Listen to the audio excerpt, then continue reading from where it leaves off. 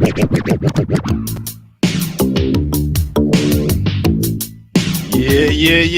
Y'all know what it is. Right here, this Thursday morning, it is the Remix Morning Show on Black Power Media. I go by the name of the Ear Doctor, and your host for the day is Dr. Jared Ball. Burn it down, Kim Brown, and Jackie Lukman. What's up, good people?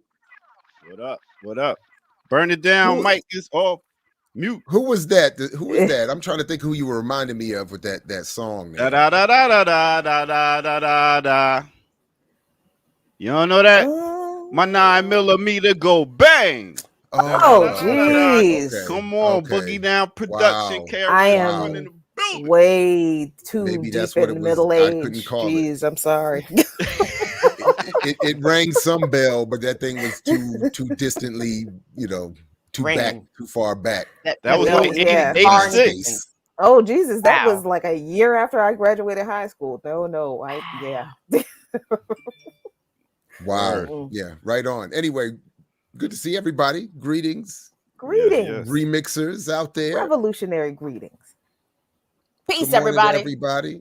Good morning. You gonna hit us with your new greeting, Jackie? Oh, we're gonna make that a stable. I think we should. Revolutionary greetings, Africans of all shades. Hey. I don't know why I think that's so funny. Hey, Kim, it was like a parade in the chat room that you back, man. So everybody's back. Excited. Yes. Thank you to everybody showing love. I appreciate the good vibrations. Of course, we love being over here on Black Power Media. This is it. Like, this is the only spot that you're going to get this information, this strategy, this history. So I'm again very, very excited to be back over here on the morning show with my good people. And a shout out to everybody in the chat as well. Good morning, Pookie Wood. I see you, baby. Ricky said she was born in 86. Oh my God, I feel so old. Stop. It's okay, y'all. It's okay. To the people born in 86 and to the class of 86, everything is okay. It's okay. Y'all rock out. Peace. Oh, my arthritis. And maybe that's the new greeting to all Africans, whether you were born in or graduated in 86. Greetings to my you. Arthritis flaring up now. Ooh. Listen, y'all, Jared, I can't remember when you said you graduated high school. I'm thinking 88, 89, right? And Jackie's class of 85. And me being just a tiny bit younger than y'all, I looked up to y'all as man, they had a lot of fun. I just imagine every party y'all went to, it was niggas dressed like Big Daddy Kane and shit. Pretty much. You know what I mean? That generation, y'all had a fun time. Y'all had fun. I was trying to think if you needed a quick visual for mine. I think if you think of at least the first house party. Yes. Probably throw in a few more white boys trying to be black and a few more hippies. But that was the general vibe. That's what everybody kind of looked like. It was just more, for me, there was just more, a little more white folks around and a lot more drug use. But house party was a good quick reference point to what it looked like when we were growing up. My high top fade was never quite that high as kids, but that was, you know what I mean? Did your mama used to whip you when she caught you sneaking out the house? No, but the part of it was I never got caught. You were that slick, huh? Well, it was that, and the specifics of it was just my mother, and she worked 2 jobs, and by the time her head hit the pillow, it was a wrap. So as soon as I saw that light go out, you were like, well, all right. But then also in a very quite Columbia, Maryland mixed household, white mother, 70s baby type of thing. When I hit 15, I had no curfew anyway. So I really didn't have to start sneaking. It was more of an issue of who could hang out as long as I could. That was really the only question. Everybody else had to go. But honestly, with all due respect to Mom, that was one mistake. that was not taking advantage of that woman's hard work. And see, now I'm curious what that same time period looked like for Jackie in DC, because I'm sure Columbia, Maryland in 1988 is way different than Washington DC was in 1988. And I can just see Jackie was going to the Go-Go's. Jackie was going up to the Chapter 3. Where else was you going, Jackie? You was going to the Masonic Temple. Jackie was not going anywhere because my mother was hella strict. And that was like the beginning sort of the whole crack epidemic. So things really started to change, and like my mom and my aunt, they were like terrified for us. So we could not go anywhere. And like the few times that she did like let me go out, it was to a go-go, which I think probably the Panorama Room. At the time, and there were all the bands used to play there. Yep. So that's where we were. The fun I had happened after high school when I graduated high school and I moved out and living at 16th and R with the ex-boyfriend guitar player who worked at the 930 Club. Hey, I love that. Oh, wow. Keep telling that story, Jackie. I like that. Yeah, and then me and my cousin, I would drag him up he'd spend the weekends with us, and we'd go to all the go-go shows at the 930 Club. We saw all the shows. So that's where I had my fun from, and got exposed to everything from Nona Hendrix to nuclear assault. So that's crazy because Jackie, we have definitely hung out without knowing it. I feel like Go-Go at the 930 Club in particular, but many other shows as well. I know we've been there. We probably bumped into each other. What's music hall? Something like that. I don't understand how that place stayed erect. That place was a fire trap, but yeah, that joint. So I had most of my fun after high school. But yeah, my mom was really, really strict. And I was a, geeky, nerdy kid anyway. So, I didn't get invited to a lot of parties in high school. So, Well, shame on them. Look at me now, bitches. Look at me now. Ha. That's right. The funnest person on the block, Jacqueline Lukman. Her and Brewski turn up every night. The best revenge is living well. Congratulations. That's Congratulations. Right. Absolutely. I would get invited to parties like just once. And then they were like, never again. They were like, And see, that's why y'all are so well read. Isn't that nice? It works out. Go to no damn parties. It works out. That's true. But there is, in all seriousness, and I've read a couple articles on this about the value of being in the margins, and obviously this is a bias, but there are values of being in the margin. There's almost a panopticon. Shout out to Greg Tate for teaching me that word. There is a panopticon effect that you can get when you can sort of step out, or you're forced to step outside the star-studded paparazzi celebrity, childhood high school experience. Right. And and there's some cool people in the corners too. Some of the nerds and the goofies are really cool too. Now, Jared, is the reason they didn't invite you to the parties is because you would go to the parties and talk about how junk bonds are some bullshit, and that's not the way that you build wealth? No, that came later. Trying to get Mother's Biscuits to play. That did happen. Don't buy the That penny did stocks. happen. I don't create black wealth, everybody. All of that did happen, but no, it was just a general between a bad temper and being socially awkward. It just is sometimes it's not. How do two things go together, Jared? How you have a bad temper and socially awkward? It's the same way. I could run a 4.840, but love to play Dungeons and Dragons. So I could bench 400 pounds, but I also like to read, or go see a Star Wars movie. You know what I mean? So I mean, it was that odd combination. So I was goofy enough to be left alone, tempered and physically athletic enough to not be messed with too much. That was sort of the lane I got left in. Wow. Jared at the party talking about y'all ain't gonna get rich selling Kangols. Listen, listen, Jared went to school. Somebody told him the spoiler to Star Wars that Darth Vader was Luke Skywalker's father. Jared punched that nigga in the face. That's a good right, because I would have been nerdy enough to care about that and just tempered enough to swing on somebody for spoiling it. That's Punch him in the face. Oh my God, terrible. This is so funny. But but these are the special concoctions that make us all the special beings that we end up being. I appreciate the way you guys let me subversively interview you. By the way, I noticed I did that real smooth. Yes, because y'all are interested in this shit. Why not? I want to know more. I want to know more about Jacqueline and Jared.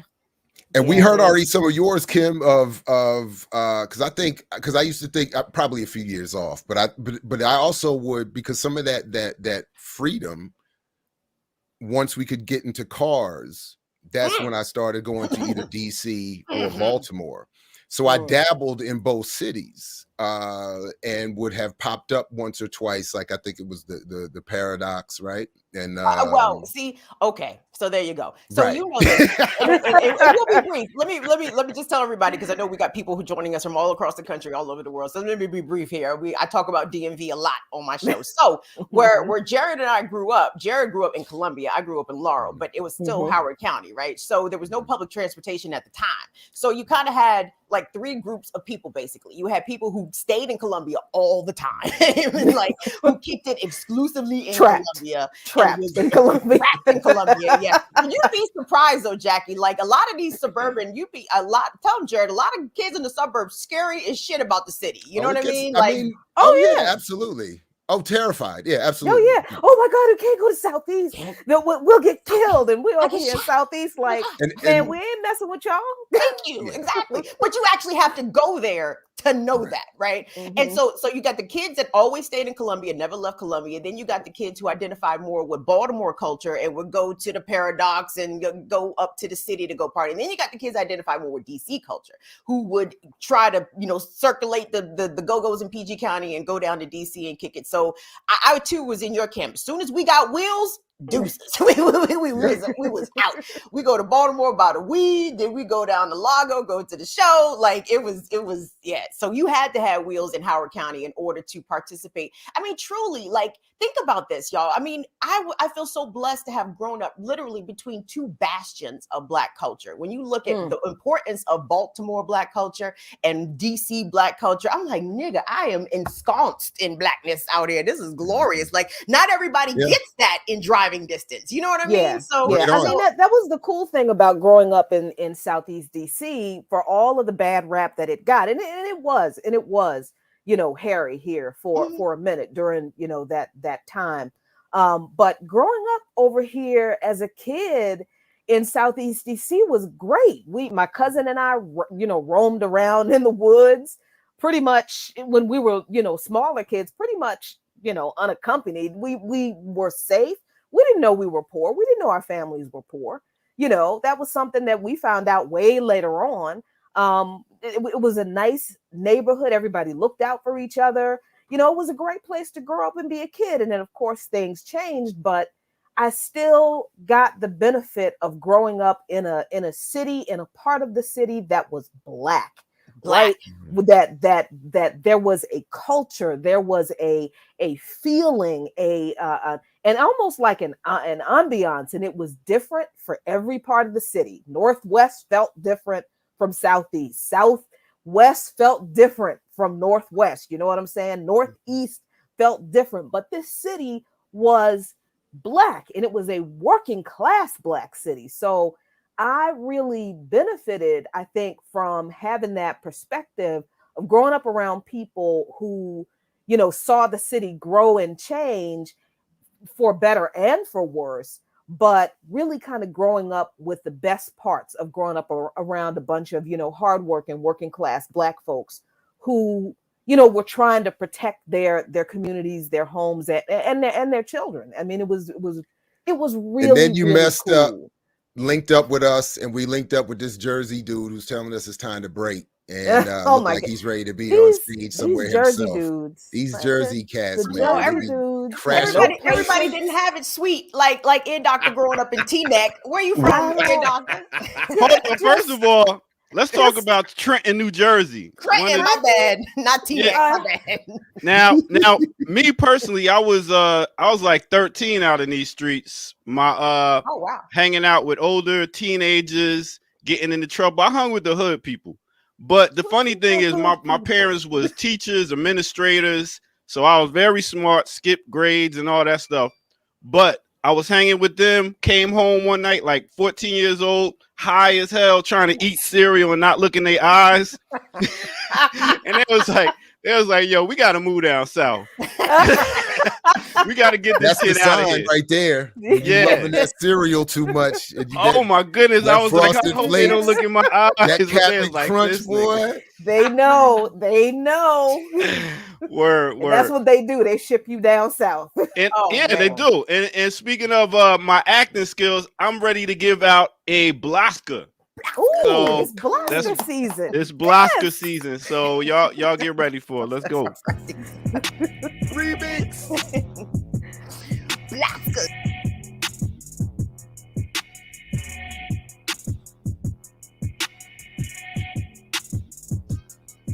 All right. Welcome out, everybody. Welcome to the Remix Morning Show. I go by the name of the Ear Doctor. And that's right. You see me in the fly threads right here. We about to give a Blasker out to the one and only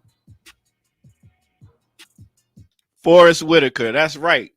First, before we get into that story, let me tell y'all, please make sure y'all hit that like button, that subscribe button, and hit that bell for the notifications so y'all know each and every time something new is coming up. Now, let me get into the one and only Forrest Whitaker.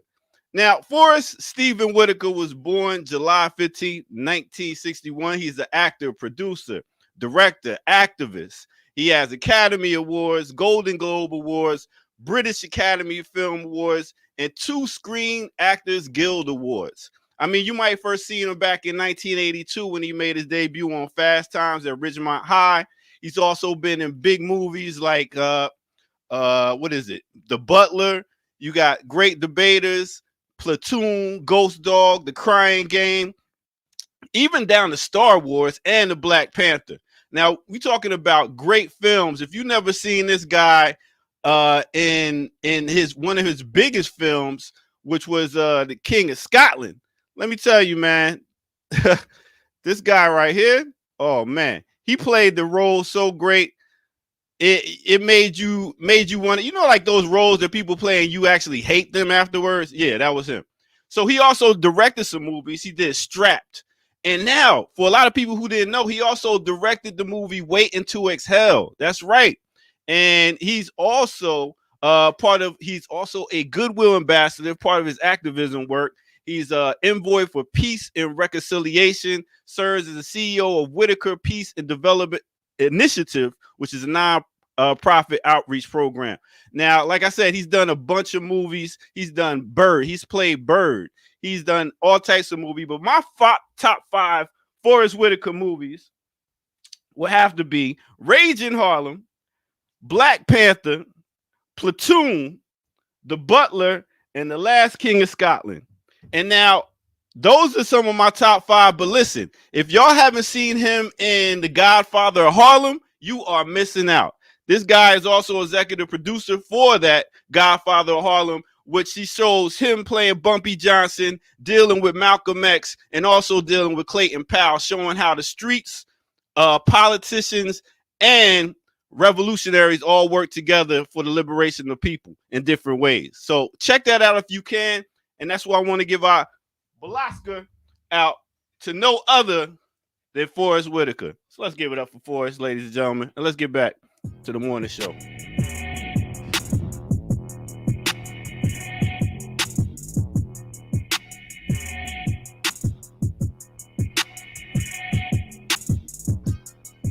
Yeah. So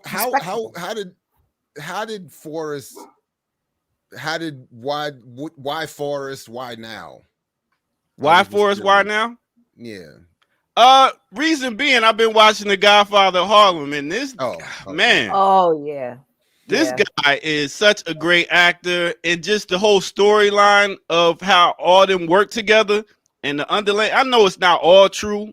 Some is, thrown together, but I mean, it's dope. And I always loved him, especially from King of Scotland. I was like, this dude is a beast. Yeah, I had a personal boycott of that movie. I've never even seen that movie. Woo! Why? Hey, uncross your arms and go watch it now.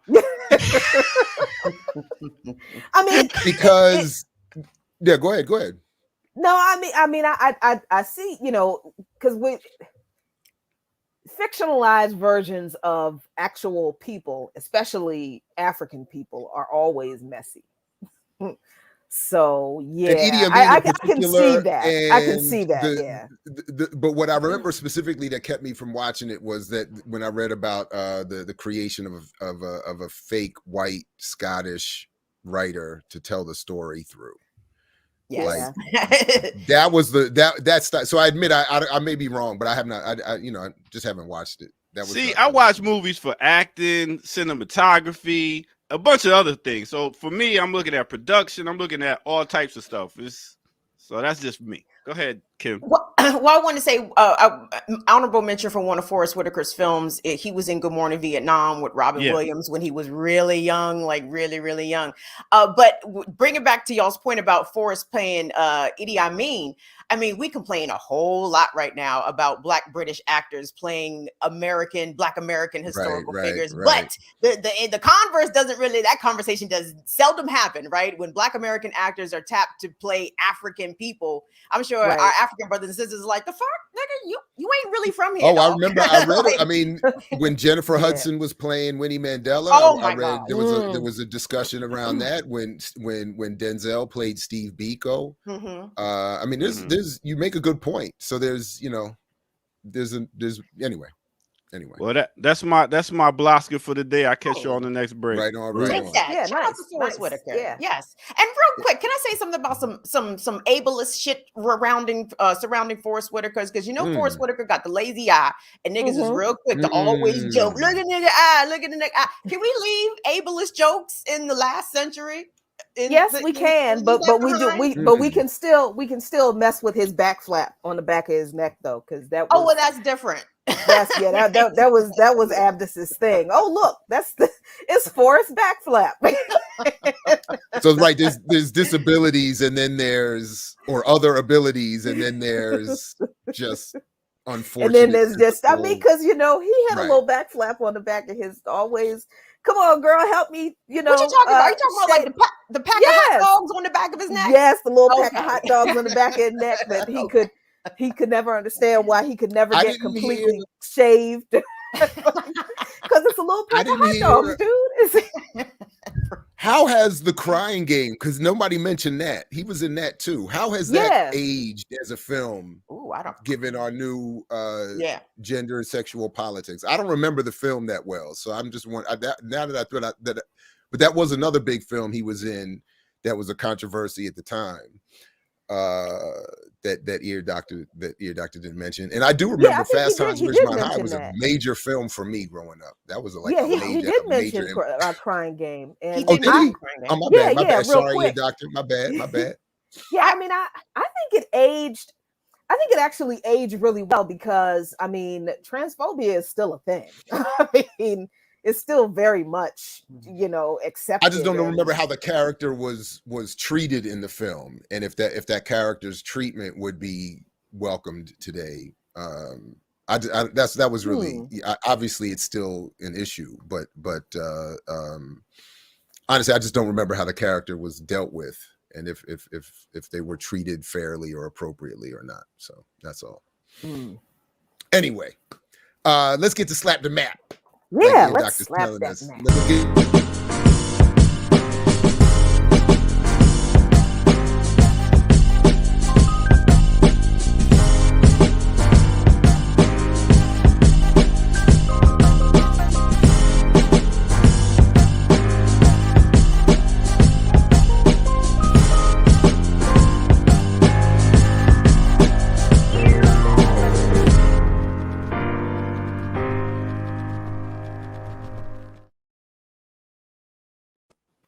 All right, welcome back, everybody. Remix Morning Show, Black Power Media. Let's get to some of this news going on in the world. Kim, before we got on the air, you were previewing for us a story that you had for us this morning. God damn it, Jared. Oh no, You really? would Oh, my put me bad. on I'm the- happy to get started. My bad. I thought it just sounded so enticing. But I'm happy to. I can start with something if you need a minute. I need several minutes out here, Jared. Okay, my Hold bad. on. All right, well, here we go. This is what's happening. Listen, check the chat right now, pimp. Check the chat right now. Bow, it's coming in. Bow, let's go. Right. Gerard is way better at pushing these buttons than I. So let's let Gerard do that. Somebody called you an Algerian philosopher in the chat the other day. I'm like, this is an inside joke that I have missed. It was Gerard, an philosopher from Algiers. What? Oh wow. Okay. Hey, I've been called worse. I'll take that. That sounds fine. That's fine with me. But it fit though. I can see you in some robes, and I'm like, yes, I can see Jared in the desert philosophizing. Hey, I've been out that way, not far from. Well, anyway, yeah, I'm happy to do that. The robes look comfortable. I'm down for that. Are we stopping here? Are we playing the video, or what are we doing? Let me set it up, and we are going to play the video, right? Sure. So Okay, I'm so very excited that Jackie Lukman is on the show with us today, because Jackie is a resident of Washington, D.C. Beyond being a resident, Jackie is an actual Washingtonian, unlike a lot of the residents, the new residents of D.C. Jackie is born and raised here. So no, not born and raised, but raised. Yeah. Raised. Yeah, okay. Well, that's close. I mean, girl, listen, you've been anywhere for more than 10 or 15 years. You from here, okay? Okay. very important. Like you from wherever you at now. So DC had as a lot of places did around the country over the 2021 year, saw a spike in violent crime. But legit murders did go up significantly from previous years in Washington. And shortly before January 6th of last year, DC swore in a new police chief, Black guy by the name of Robert Conte. Robert Conte is also a native Washingtonian. From what I understand, shout out to my boy Sean from Black House News. Sean told me that Conte used to be on the jump out squad in Northeast. Wow. Yeah, so like the streets know that Conte is not a good guy out here, right? He's not a good man. So News Channel 4, which is the NBC affiliate here in DC, in my opinion, has a way too chummy relationship, not only with the Bowser administration, but with DC police in general. And this was confirmed to me yesterday when I watched NBC4 reporter Mark Seagraves give the worst softball interview to Robert Conte, marking his 1 year as police chief and doing a little bit of reflection of the January 6th shit, but we're not even going to get into that. But I just wanted y'all to hear what not to do. If you're an aspiring journalist out there and your goal, I hope, is to hold power accountable, this is not the kind of interview that you give to the chief of police, especially with the metrics that the city has been experiencing over the past year. And let me throw in this caveat. Over the summer, when shootings had escalated and murders had escalated, DC Mayor Muriel Bowser had authorized, Jackie, help me out on this, was it unlimited overtime for police? Mm-hmm. That's right. Unlimited overtime for police. So gave the police all the money. So hold on, you give the police all the money while the city's in a pandemic. Okay, noted. Okay, so Gerard, let's listen to this softball bullshit that Mark Seagraves is something that I'm not proud of, and it just speaks to the fact that we have a lot of work left to do in this city, and it's not just a law enforcement; it's an entire ecosystem, it's an entire community. Sitting in that's it. I thought it was more. In his conference room at police headquarters overlooking the U.S. Capitol, Chief Robert Conte is reflecting on the record number of murders on the streets of his hometown last year. We ended the year with 226 homicides. And as I've said all of last year, one homicide is one too many homicides in any community, especially if it's one of your loved ones.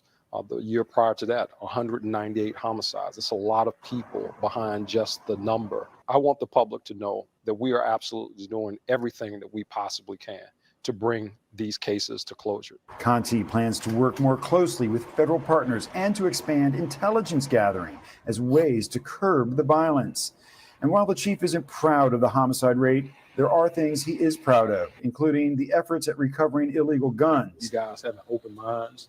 And police training.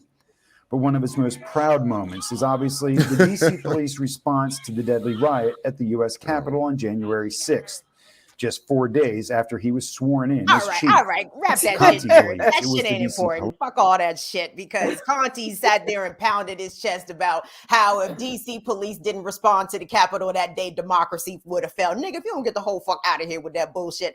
But circling back to some things that were said and not said in that interview, the police chief is trying all that he can to curb the rate of homicides in the city. How? Doing what? They're increasing intelligence gathering to resolve violence. That just sounds like spying on people talking. That's what it is on social media. because that's what it is. And I mean, but where was the accountability? And, you know, the police chief intends to work closely with federal parks. Nigga, where is the fucking accountability? Why don't you ask him, like, what are residents of DC getting in exchange for this unlimited overtime authorized by the mayor? While again, the city is experiencing the highest levels of pandemic that it has throughout the pandemic. Like, it just, when we say that local media operates as cop stenographers, that to me is a perfect example of that. Local media never hold police accountable. They never ask them, is the correlation between increased police funding and a decrease in crime? Nigga, where is that documented? Point to the study where we can say that the more money you spend on police, the more that likely that violent crime goes down. Like, I mean, it's just I can't say a lack of critical thinking, because I'm sure Mark Seagraves ain't no dummy, but he not interested in asking Robert Conti these questions because he wants access to Robert Conti. That interview was framed by NBC Washington as an NBC Washington exclusive. And how do you get exclusives with the police chief? You don't ask him no real fucking questions. There we go. Right. Look, Chief Conti, when you said, Kim, that the streets know who Chief Conti is, let me show you who Chief Conti is.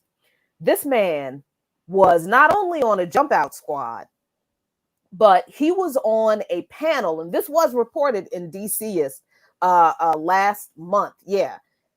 Chief Conti was on a panel within the department, the MPD, that I think it was called the Adverse Actions Panel, that overruled MPD's internal affairs ruling that 24 cops who committed actual fucking crimes, that we're not talking about like cops who, you know, who were like moonlighting, you know, as security at the carryout, you know, when they should have been on duty. No, we're talking about cops who committed assault, cops who committed domestic abuse, cops who committed crimes.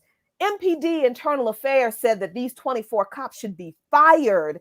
The panel that Chief Conti was on before he was chief, he and his panel buddies overruled IAD and kept them bastards on the job. So this is who Conti is, and this came out in DC. Did the interviewer, did this dude ask Conti about this shit? Fuck no. Did he ask him about all the lawsuits that have been filed by Black women police officers alleging discrimination and sexual harassment? Come on. Did he ask them about the damn DC forensics lab losing its accreditation? The DC forensics lab is not accredited right now, dog. And let me tell you, because I do live in Southeast DC. I live in where most of the crime is happening. It is over here because this is the poorest area of the city. It's not because people over here are just extra, you know, trifling. People over here are poor. They're suffering economically. And in a city, like you said, Kim, where the black ass mayor gives the police departments that's headed by the black ass police chief all the money they want. But the people over here are housing insecure, they're food insecure, and that was before the pandemic. That's right. And now you've got this pandemic where people, their families are getting sick, they're dying, and so it's gotten worse, and they can't get any of these resources that the cops get. And then what do the cops do? Well, the cops become a greater occupying force in this area. You go to the gas station up the street from where I live. It's 2-3 cop cars just posted up there, and they're not,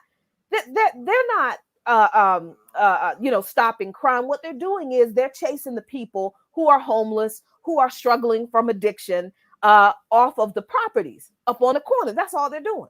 They're just policing people's presence. They're not committing crime, because it's odd that we have all these fucking cops over here all over the place. And anywhere you turn, you see a cop car. But whenever somebody is killed, they can't never find them up. They can't never find them. Right. Somehow, all these damn cop cars posted up at these gas stations, at these major intersections, and somebody rolls up, shoots somebody at the gas station, and magically manages to escape by Naylor Road and Suitland Parkway. How that is? With all these damn cops all over the place. You niggas got one job. And real quick, Jackie and Jared, because the other thing that jumped out at me about that interview, which I'm sure people who are watching us from across the country can identify, because this is a general talking point, not only from police, but from media as well, getting guns off the street. We have we've gotten all these illegal guns off the street, guns off the street, guns off the street. You niggas would have to be taking 1,000 guns off the street every hour, literally for the next 400, 500 years in order to make even a dent in the amount of firearms that are on the street. And I hate the fact that everybody knows there are 400 million guns in America. And the fact that these stories will highlight, and the police were able to take 2 guns off the street, bitch, that's like taking a teaspoon to the ocean. That's not making a dent in the problem, or whatever you want to call it, of so-called illegal guns. And the fact that the police get so much money to take illegal guns off the street, and yet somehow there are always guns on the street, it to me is completely nonsensical. And it's just another one of those talking points that mainstream media globs onto, that police help to feed and reinforce. Like, look, we're getting the guns off the street. No, bitch, you could never get the guns off the street. Even if y'all got if that's all you did every day and night, you could still never get all the guns off the street. Because you know where they're not focusing their getting the guns off the street efforts, where all the guns actually are. Right. In the suburbs, in niggas' basements, and in their sheds. Yes. And anyway, I say niggas, okay. I mean white folks. Shout out to Malika Cambone. Welcome as a new member. Welcome, one of a strong follow on Twitter, by the way. You will be kept up with a lot of important news if you follow Malika Cambone on Twitter. So welcome. Appreciate you joining. Thank you, Malika. Welcome.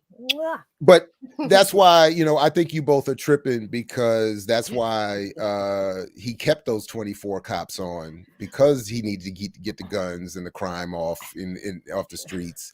And even if they are themselves committing crimes, they are helping prevent and catch others, from happening. So, because those are the best cops, the ones who know how to commit crime, right? Fucking dirty. Kim, there is logic in there somewhere, because it's obviously governing the people who are in charge in their decisions. So it must be making sense somewhere. That's my point, though, Jared. Yes, the logic and the governing and decisions. It is the job of the media to hold these people accountable, to ask the questions, and the media is refusing to do so. So they are complicit. They are complicit in this. And this is why Black Power Media is so important. This is why Luke Mon Nation is so important. This is why Burn It Down with Kim Brown is so important, because we're going to call a thing. We're going to let y'all know exactly what's going on. And we are not going to soft shoe or softball anything, especially issues that pertain to our community. Policing, it pertains to our community, because we are the most police people out here, right? So fuck Mark Seagraves, fuck Channel 4. They don't want to ask the hard questions. Well, that renders them not credible in my eyes, because they refuse to ask the questions. Again, it's important that we have balance and disagreement on this platform, because I think the media is doing a wonderful job. And to prove my point, I have this little bit of evidence from Advertising Age. Let's go. With a new campaign that portrays Capitol insurrectionists as Black 1 year after the riot. Say what? So as you can see pictured here, I'm telling you, Kim is wrong about the media. They are doing a wonderful job in helping heal the nation and tell the truth. Oh, hold on. Look at my man's face. That's what I'm saying. Nose and everything. What if they were Black? That's what I'm saying. So the good people at Goodbye Silverstein and Partners is launching a campaign on the 1 year anniversary of the day that insurrectionists stormed the U.S. Capitol, flipping the script on that polarizing moment in history and posing the question, what if they were Black? so you can get a whole array of new shirts that are going to debut, only $37 and $38 respectively. Wow, according to Anthony Neal, the creative director at GS&P, the goal is to create a conversation. Kim, I'm talking to you specifically here because of your criticism of our media environment. They're trying to create a conversation. When we started working on this thing, no one had been charged, O'Neill said. The stats on the back of the shirts really force the point we're trying to make. We're not just saying that if they were Black, they'd be dead. We're saying even with a routine traffic stop, for example, there are two Americas. I think wherever you were on that day, you probably asked the question in the back of your mind, what if they were Black? And hopefully that creates a conversation. So, you know, they took the Jacob Chansley QAnon shaman and, you know, put this, you know, this brother's image on, you know, and reflected on that. And there's one more piece of this that because this is actually being created by what appears to be a Black group, group of creatives within this company, because of the way they self-reference here as the t-shirts just came from discussions about the ways that the Black community, as the Black community, we express a lot of things we experience through art and language. The t-shirt and the RIP motif come out of a discussion about how we mourn people who died. So this, you know, they are again, Kim. Oh, I see what they okay. You know, doing keep singling me out, Professor. Because you have a very particular criticism of the media, and you were very harsh on the media, and I wanted to just quickly, you know, and I just have one more quick piece of this, because if you look at the people behind this campaign, and this is really important, the good folks, one, this is part of actually, I did this wrong. Hold on one second. Sorry, everybody. I went to the wrong one first. But this comes out of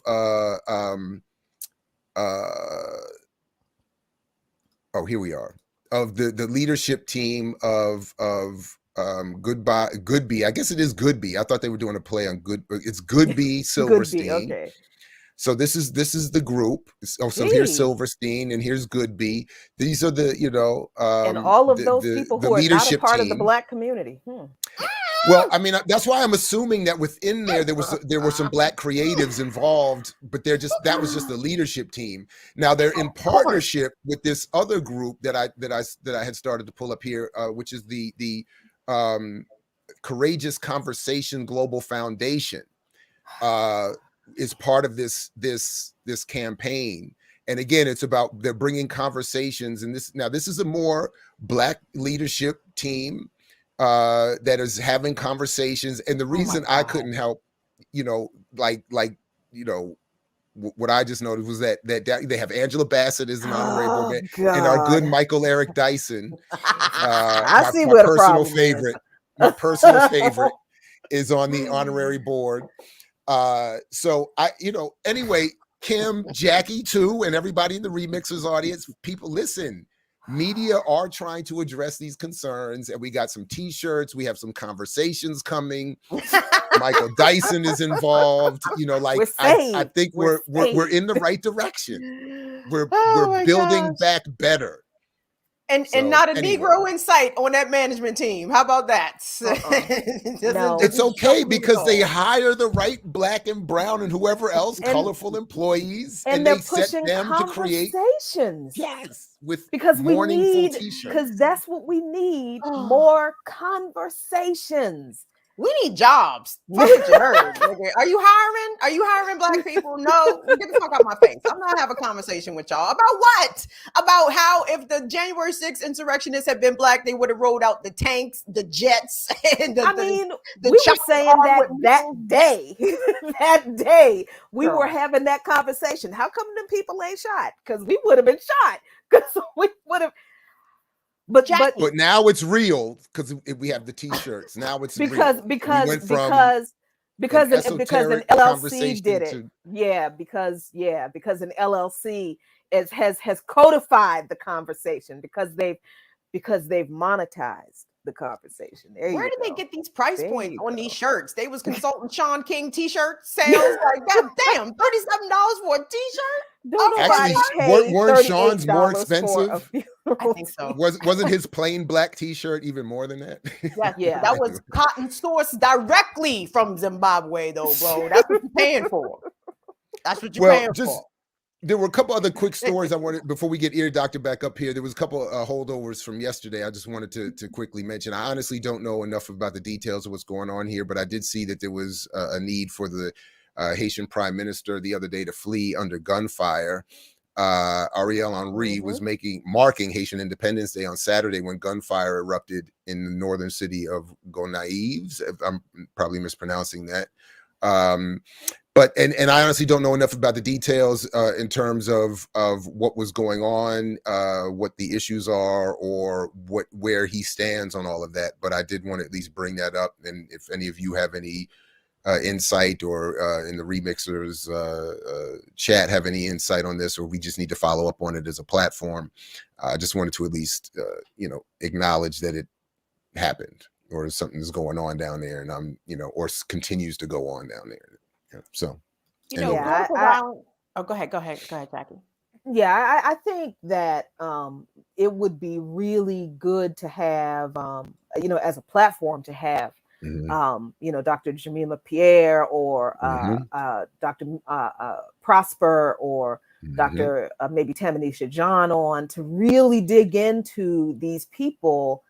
And not just Henry, but the people who are possibly trying to kill him now too, because I mean it's not a clear-cut kind of situation, and it's a little bit complex. And I don't want to get the narrative wrong, but I think there's something afoot here where I suspect that there are certain capitalist factions who really want to maintain control of the Haitian government, and they're afraid that maybe Henry might not be that dude. Not to say that he's for the Haitian people, but I think that maybe he's just not their one. But I could be wrong, and I would love to have one of those folks on. You're absolutely right. We should definitely do all of that and more. And but one thing we do know, is that a group of people always concerned about Haitians and others in the diaspora and Black folks here is the Congressional Black Caucus, who will be losing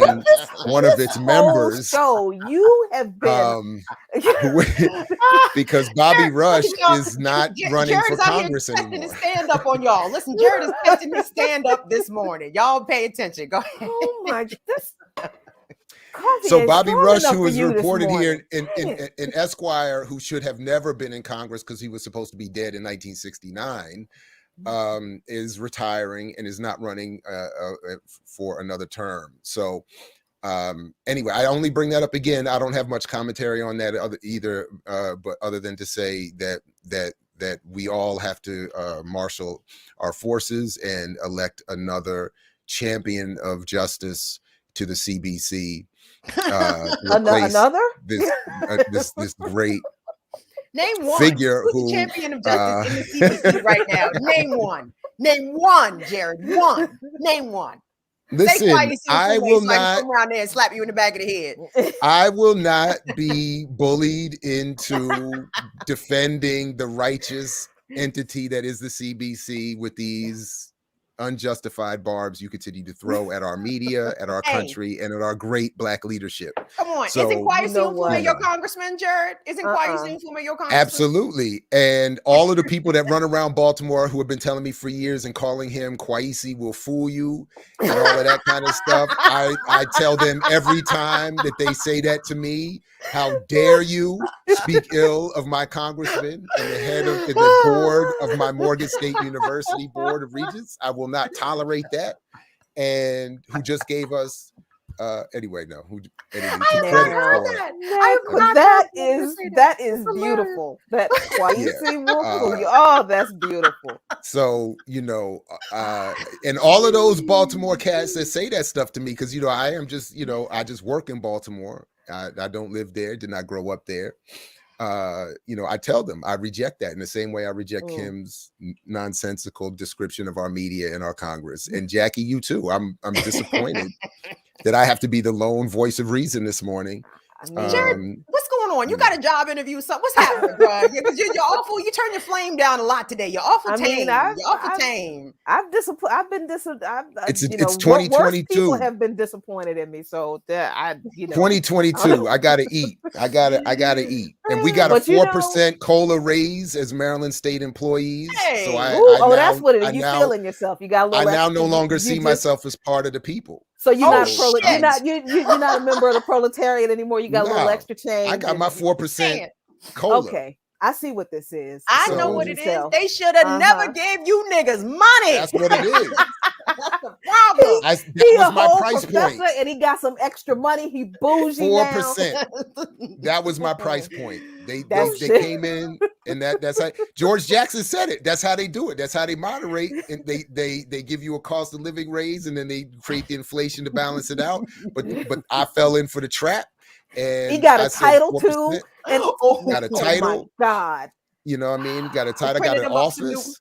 Printed them up some new business cards. On the nice. And on the back it says 4%. I'm a 4%er. Oh, wow. What is happening? Anyway, but look, that's why it's important to work in collectives and groups so that people like me who can easily be bought off at just 4% can be brought back in by the truly righteous among us, like those who are doing like they claim with crypto. We're going to take it to the moon. My man Ear Doctor, it looks like he's promoting Bitcoin this morning. We taking it to the moon. Hey, I'm out here just checking out y'all humans, and it's some us mere mortals going on Earth. That's Word. We must be looking disappointed to you too, right now. Mm-hmm. I mean, it's the culture y'all live in. It's not y'all fault. I see you there, Ear Doctor. You over there glowing in the moonlight, but it looks like you need a tad bit more sunshine, though, brother. Yeah, a little bit more sunshine. Yes, I got my Beijing on, Where? Well, we're gonna do an artist spotlight, so let's get to it right about here, right about now. Remix Morning Show, y'all. Remix.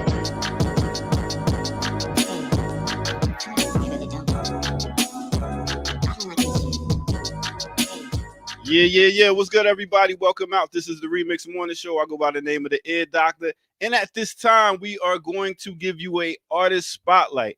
That's right. We got a artist straight out of ATL, and she goes by the name of Ra Lioness. That's right. So Ra Lioness, you can also check her out, her handle, or as you would say, her IG.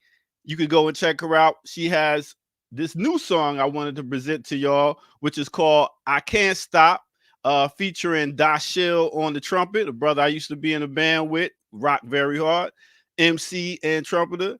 But this song is able to be got on Spotify, Apple Music, and YouTube Music too. So let's get right into it, y'all. This is I Can't Stop by Ra Lioness.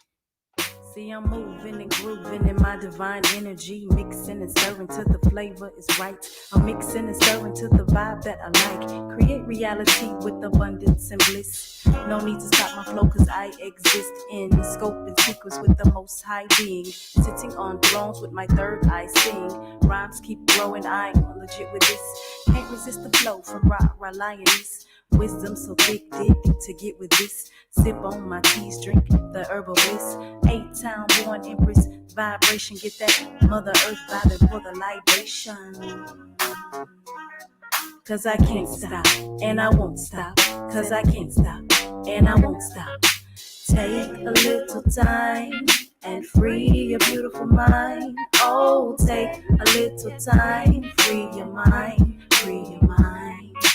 Take a little time and free your beautiful mind. Oh, take a little time, free your mind, free your mind. I know you got your eyes wide open, but can you see the things going around in motion? Sometimes you gotta look deep within. Evaluate the surface, cause it all could be pretended. Narratives got you thinking that they for ya. Know the ones that really got love for ya. Open your spiritual eyes and transcend. Come on and walk water, go ahead and jump in, cause I can't stop. I gotta let you know. I gotta let you know so your roots can grow. I gotta let you know so your roots can grow. Strengthen your heart, mind, body, and soul, cause I can't stop and I won't stop. Said I can't stop and I won't stop. I said I can't stop and I won't stop. Said I can't stop and I won't stop.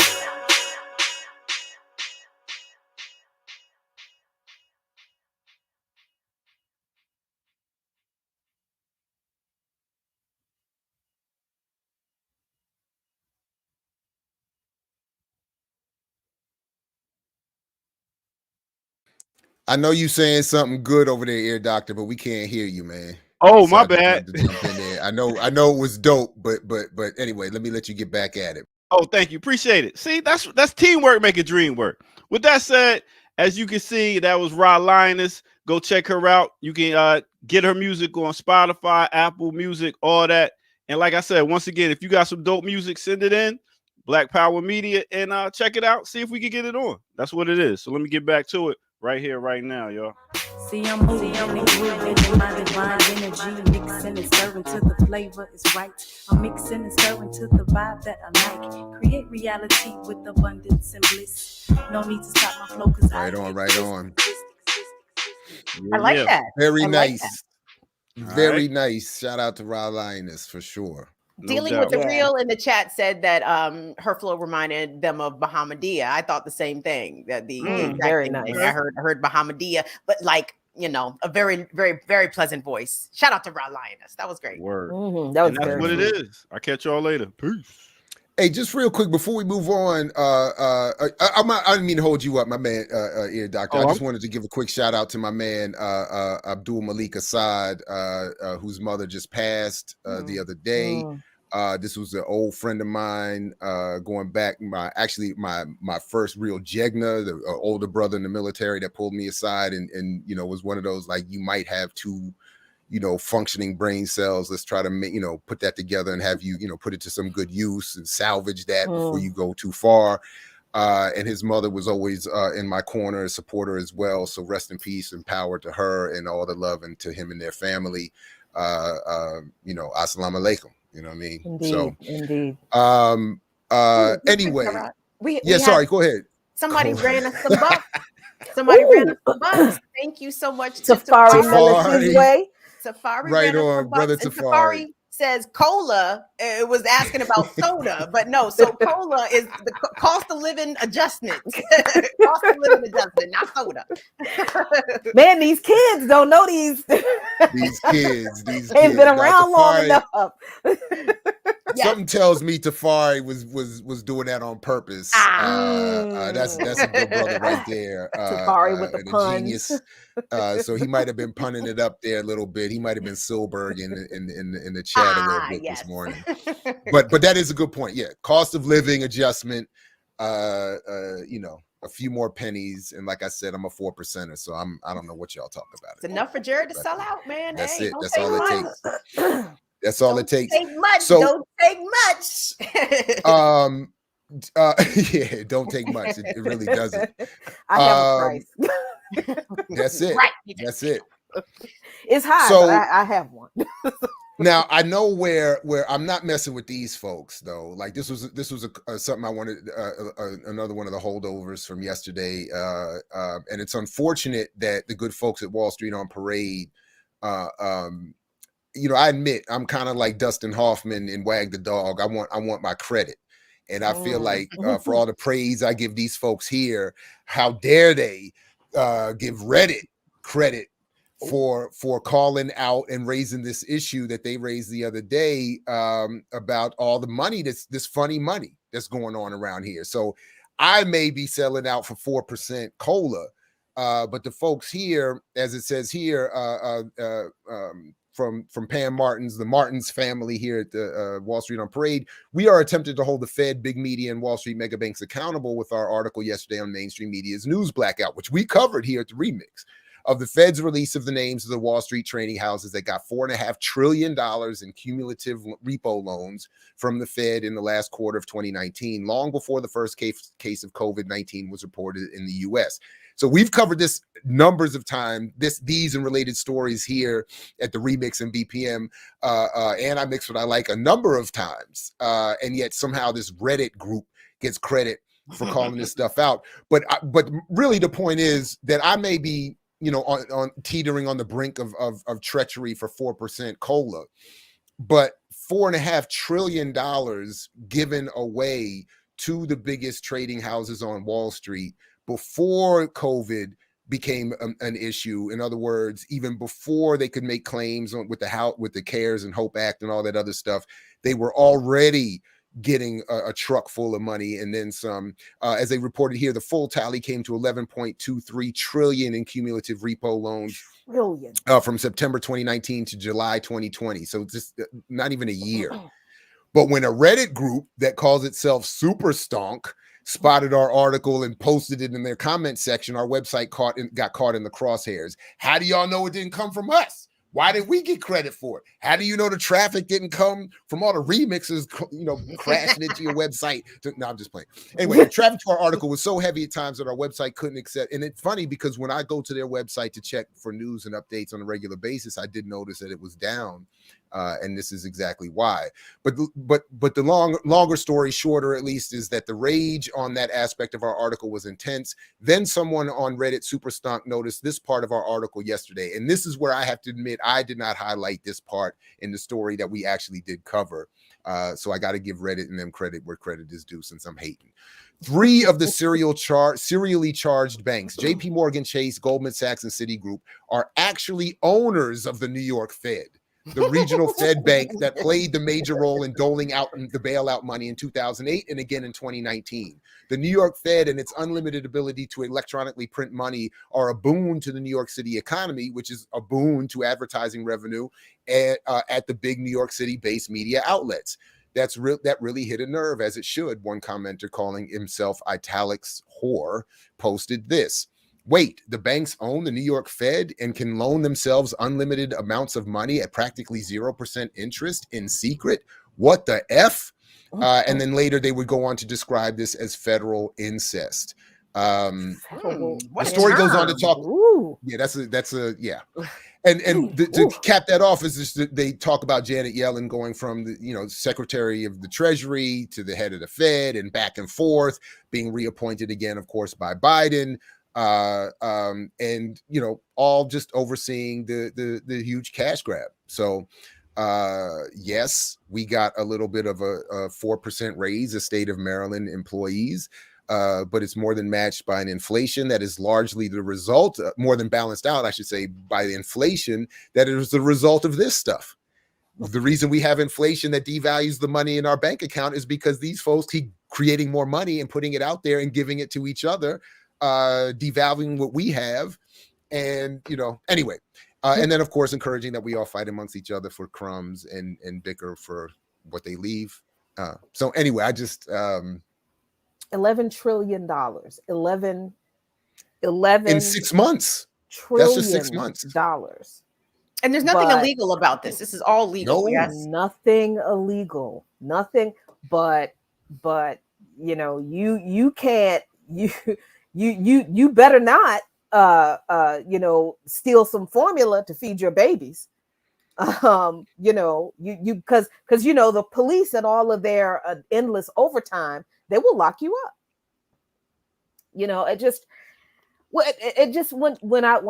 When I see stories like this, and I'm so glad that you bring them up all the time. And it's the kind of stuff that my economist friend, Dr. Linwood Tawhid, he's going to be on Luqman Nation kind of regularly. And we're going to kind of dig into this stuff, because I don't entirely understand all of the ins and outs of economics. Right. But I understand that capitalism is evil.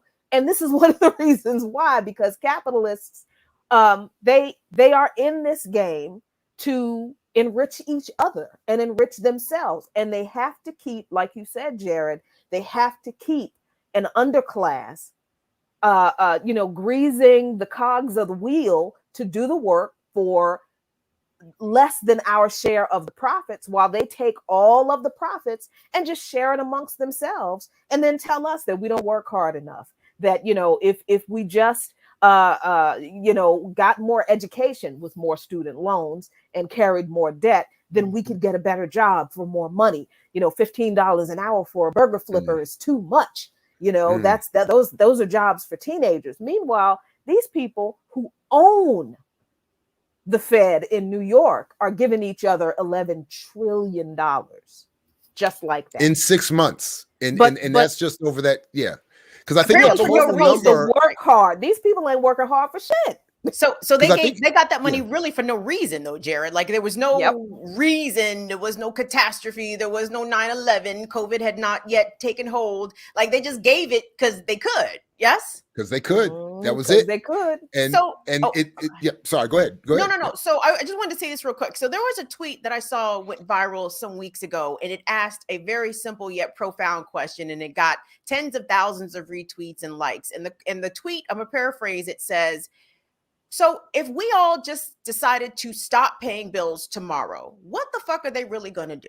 Right. And I've been saying something similar on my show, kind of tongue in cheek, but now I've been thinking about it more. I'm like, dog, can you imagine when you file your taxes this April and the federal government may have the audacity to send you a bill for hundreds or thousands of dollars? Like, are you really going to pay your tax bill, given that everything that we have seen over this past year, given the way that Jared just articulated that the federal government and the incestuous relationship that they have with the big money houses, like they don't need my $700 in federal tax payment. Like we have to do something, right? I mean, obviously we are not going to show up at the U.S. Capitol and try to storm the joint, even though showing up at the IRS with torches and pitchforks might be something that we might want to consider. But seriously, like what is our recourse as residents of this country? Like we are seeing our way of life get increasingly harder, scarcity, you know, food. I mean, like, so what can we do on an individual level? Because I think it's wholly unfair that the Fed would try to charge us as regular working people a few $100s for, you know, not paying enough federal taxes, but Jeff Bezos don't pay no fucking taxes. You know what I mean? Like Bill Gates don't pay no goddamn taxes. You know, so make it make sense. Walmart, like what is our resistance Amazon, here, Jared? Apple. I think you raised, and that is, I think, a really good question. And the whoever put that out in a tweet is got the finger right on the button that I think we need to be pushing. I'm often, and I was thinking about bringing it up today. I'm not sure I will, or maybe tomorrow. I don't know. But I'm often mistaken for encouraging some sort of mythological and fanciful and silly, you know, multiracial unity when I'm suggesting that we do have to have some sort of solidarity with other poor folks to make a move like the one you're talking about, Kim. Because I think the short answer to your question is that because we're not organized in such a way to do a mass general strike or to push for a debt jubilee or any of those massive things, is because we've all been pushed into our corners and we're all fearful. So when and with good reason, because if we were to do sort of en masse or start to have some sort of pockets of resistance of I'm not paying my debts and we will get picked off in individual and small enough groups that enough people, I think, in this current state would find possible to ignore and dismiss and leave hanging. So while I think that's a great, I mean, because the point would be they would be forced to start moving on people. Yes, and try to create a new level of propaganda to justify that violent act. Otherwise, they, you know, if it were organized enough and sustained enough, they would be forced to capitulate and say, we're going to give you. And you know what? This is really interesting because, you know, today is January 6th, the 1 year anniversary of the fascist attack on the U.S. Capitol. Woo, woo. And glorious day. It is. I just find it wild that we're on this thing about what if we all didn't pay our taxes And what is the mythology around the founding of this fucking country in the first place? A bunch of people who were mad because they were taxed. Well, we all know that's not really true. They didn't want to be taxed on the profits from their slave labor. That's really what it was. But that was the whole mythology around why the Boston Tea Party happened, because they didn't want to pay taxes that were imposed by the crown on goods and services that their enslaved labor produced in this country. So we're on this whole arc again that we've never really left about the mythology of this country and the inherent bullshit that it's all based on. I mean, because you got one group of people who mythologize, celebrate, lionize. Oh my God, it was so patriotic and wonderful that all of these righteous white people rebelled against the crown and dressed up like some indigenous people to blame it on them. Cowards. And destroyed some other people's property to start a war because they didn't want to pay taxes on their slave labor. That is celebrated every year. That's the height of patriotism. But somehow we can't get to the point right now where we're all saying, wait a minute, we're still being, if that was legitimately the reason these people were pissed off then this country is doing the same thing to us. This government is doing the same thing to us. So when are the working class and poor folks in this country going to get together collectively and say, well, fuck this, we're not paying our taxes? But so many of those people are still invested in that mythology of the righteousness of the Boston Tea Party, the righteousness of rebelling against the British crown and their imposition of taxes, while completely being okay with this country, this government doing, I mean, taxes theft. I feel like I wonder in a capitalist system, taxes theft. But I wonder if you're right, though, that people are more wedded to their patriotism than they are fearful of reprisal in terms of what's keeping them from doing this. Because I tend to think, I don't know, but I tend to think that more people, or as many people, are not worried about the patriotism of paying taxes and are just fearful of the punishment, that they don't want to withstand as an individual or as a family or a small community, the punishment that would come. But were the effort big enough and sustained enough, that's where we would find protection. So when I start to think of advocating these kinds of things, I'm even thinking personally, I don't want to hang out with everybody. I'm not saying we need to be friends. I'm not saying we need to go to the movies together and chat with each other. I'm just saying we just need to, in unison, stay in our same social political circles and not pay these motherfuckers. I think you raise a really good point there, Jared, about not wanting to be friends with certain, because even though there are, non-Black people, particularly white folks whom we have class solidarity with, I ain't fucking with racists, period, point blank. You know what I mean? That's it. That's there. But oddly, when I look at what happened on January 6th, and I understand that all of those people down there are my enemies, why was I rooting for them niggas? It's like, yes. When they was talking about hang Mike Pence, I'm like, yes, go find that nigga. Yes. It's like, I don't know if I have a problem with that. Right. Years ago, and shout out to Ramona Africa. It was Ramona Africa who made it the most plain in my lifetime as a young man when she said, I have more, up until the point of their racism, I have more in common with what the white Montana separatists are arguing for politically than many of even the Black people that live down the street from me in Philadelphia. Ooh. And legit. That's a legit thing to say. Because up to that point of what they feel about other people, they're like, we're being unfairly taxed. We're being unfairly policed and surveilled. We're getting sent to war. We're getting our kids getting killed and maimed. We got jacked up schools and no health care. You know what I mean? And it's like, well, damn. But then they get to the point of, we don't want those niggas. We got to kill all the niggas. Don't you dare up that welfare for them niggas. but I mean, it is I think you have a point, Jared, that people are afraid of challenging the system because they do know what the system, despite what people believe. And this is why I hate this whole, we have to have conversations about what if. We don't have to have conversations. People understand very well how this system works against people who oppose the system. They support it. They pay for it. They like it. That's why they're cool with it. So so I think you're right. People are afraid that they will be on the receiving end of the hammer of the system, that they are happy to be used against other people. But I think that's a part of this patriotic myth that people are, because that's why Americans love war so damn much. That's why, because it's fine when it's all patriotic and yay, USA when people are at a football game or a baseball game and Raytheon is showing their commercials for jet planes.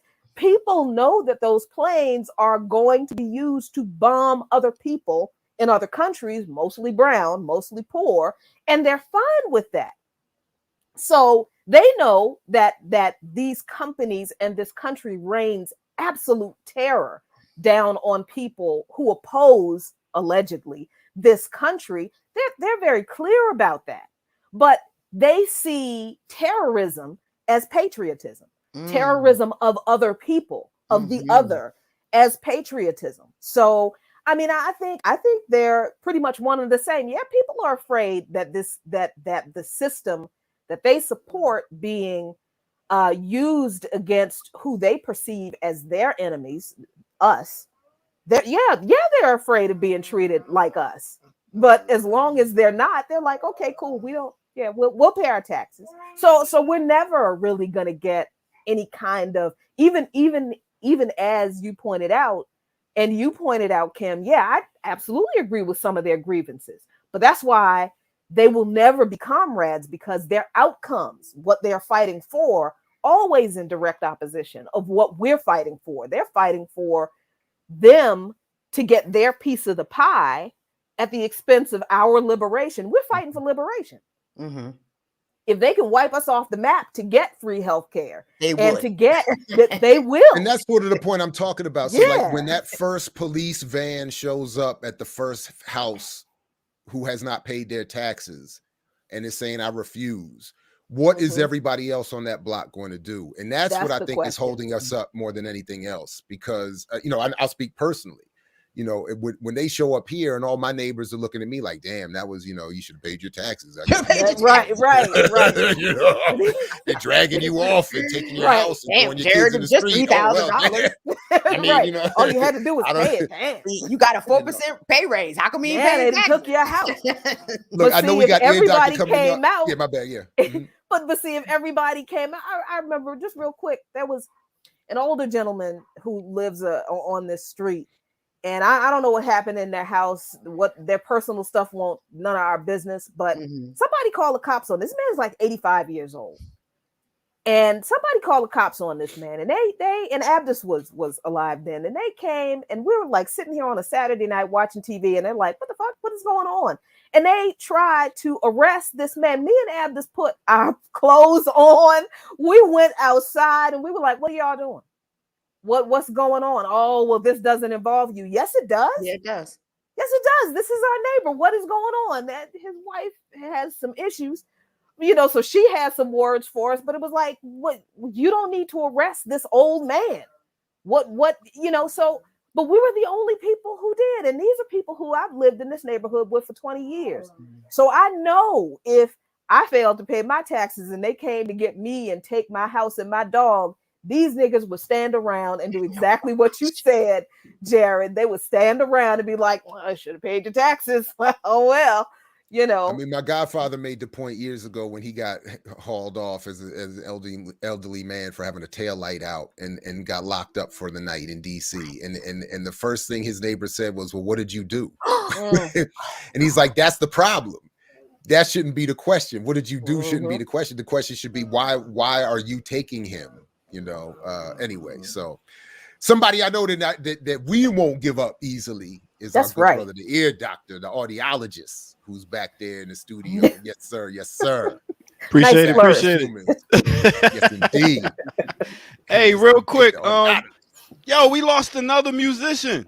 Oh, Y'all remember this group called Force MDs? Yeah. Of course. yes. Of Love course. the house. Actually, his name was Jesse Lee Daniels, the light-skinned guy in the Oh, top man. corner with the Jerry curls. What? Oh, man. Yes. Wait a minute. I was Which gonna say, light skinned that's what I was guy in the gonna top say. corner with the Jerry? What are you Listen. talking about? How old was he?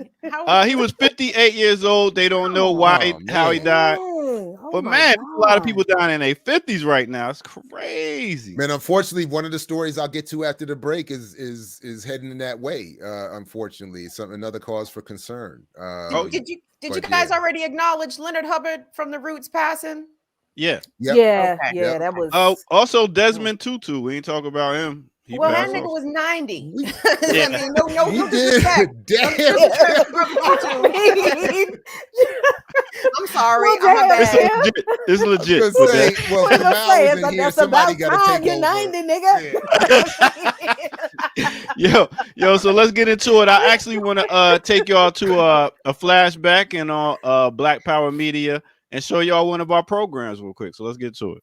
Right. All right. Here I lay all alone, toss and turn, longing for some of your Tender love. Don't get me to singing. Listen.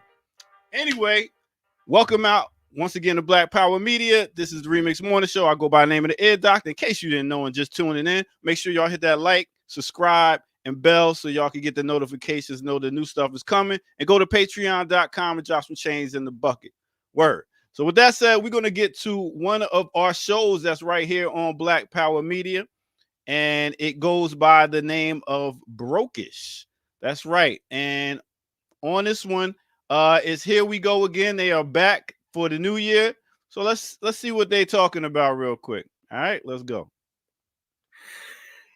In Brokish, we talk about all the unbelievable ish that America has done to us and to our people to try to break us, to try to shake us, to try to keep us down. And not only the things that they have done, but that they are continuing to do and will Live and in continue real to time. do. Live and in real time, in living color. But no, this is a space where we reclaim our joy, where we talk truthfully about how we have to stay pressed into the struggle, because despite what they want us to believe, we ain't free yet. We ain't free yet, but we get in there. And so we're going to keep fighting, but we also going to keep smiling. We're going to keep shining. But Brokish is a place where we believe where people can get free if they have the knowledge to do so. We're not going to personal finance you into freedom, entrepreneur you into freedom, Hustle you. pyramid scheme you into freedom.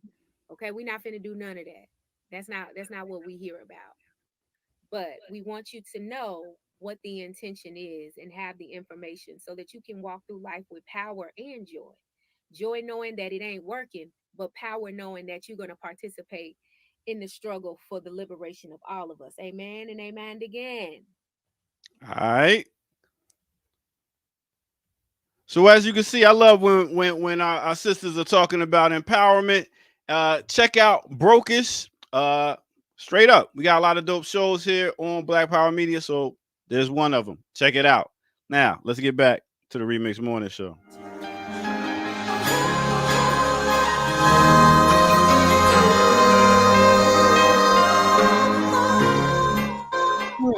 I got to take y'all to karaoke with me one time, because I gets down. Listen. No, you don't. You don't get down like I do. You don't get down like I do, Shorty. I'm the karaoke queen. Wow. Hey, doctor, we will battle all night, baby. Hey, we're going to have a BPM sing-off. I was going to say, we had the sound clash last year. We might have to have the karaoke joint this year. I think we might have to have a little BPM special karaoke night and see what's what. Listen, when I do Jodeci Come and Talk to Me, it's a wrap for you. Oh my The goodness. gauntlet has been thrown down. Oh my God. Challenge. Now, the thing is, I have a tendency to sing like white people songs. So my karaoke go-to is Friends in Low Places by Garth Brooks. Oh my goodness. I didn't see that one coming. That's Blame not it all on a my hard roots. song to one sing coming there, either. Kim. I'm Huh? just saying. That's not a hard song to sing there. I What mean, is I hear a lot of drunk white people singing that pretty good. Because it's a classic. It's a classic. But it's not just the quality, it's the performance, right? That's It's right. like the whole is. delivery. Yes. All right, we gonna get it on. And real quick, Ear Doctor, the other hit that I can remember that the Force MDs had, I think Love is a House was one Love of is the the house. Yeah. Yes. You got the key. Open up and let me into your heart. baby. Don't get me started. Oh, Word. no. Yeah. I'm out of here, y'all. Yeah, I appreciate you, Ear Doctor. Similarly, unfortunately, this story came out is happening as we speak in a similar vein. For those of us of a certain, again, age and appreciation of the mixtape culture and history, DJ K Slay, aka Slap Your Favorite DJ, is apparently just been being put on a ventilator. Damn. Struggling for his life over COVID. No. So folks are asking to keep him in your prayers and et cetera and so forth. And I used to joke all the time, like I would never, argue that K Slay would, he would have, we would never have run in the same circles. I cannot see him accepting me into his crew. But at the same time, he was, to me, and is a tremendous figure in the history of hip hop, of DJing, of the mixtape game in particular. And I used to, jokingly say, I used to, I want to be Dr. Jared Ball, aka Slap Your Favorite Professor, as a shout out to the nickname he had adopted. But anyway, so I hope he makes it through. I hope he can somehow recover from this and get back in the game, because this would be another huge loss. Obviously to hip hop and mixtapes and DJing, but beyond that as well. So get better soon, K Slay, DJ K Slay. I really want the hip hop generations, plural now. I mean, I really want us to see 70. Like, I want us to be old. You know what I mean? Yeah. And there's so many of us that are not getting to be elderly, and that's very bothersome to me. That really bothers me. Yeah. And even 70 isn't, I mean, and many, shouldn't be, that shouldn't be that much of a challenge at this point. But you're right. Yeah. I mean, it's yeah. Anyway, so I just saw that story. It was like, damn. I used to drive to New York to get his mixtapes. Wow. I mean, back when you couldn't just download something and had to make special trips and go find whoever was hustling them on the corners, even around here. But yeah. So those K Slay mixtapes, was it K Slay's mixtapes who was fueling a lot of that G Unit versus who was Irv Gotti's the record label with Ja Rule and the other Bamas? I'm sure he was involved. Yeah, I'm sure he was involved. Yeah, and honestly, I don't remember who was clicked up with who, because I know a lot of DJs ended up being part of specific cliques. His biggest thing was trying to get artists like Papoose to break and stuff like that, and helping push artists over. But he would, I mean, anything that was a hot track, if there was a hot battle going on, he would have had his hand in it. I mean, he also had his hand in the mixtape payola game as well. I mean, of course, you want to get on my hot mixtape, what you got on my, you got 5 on it, whatever. But 5K on it, you got 5K on it.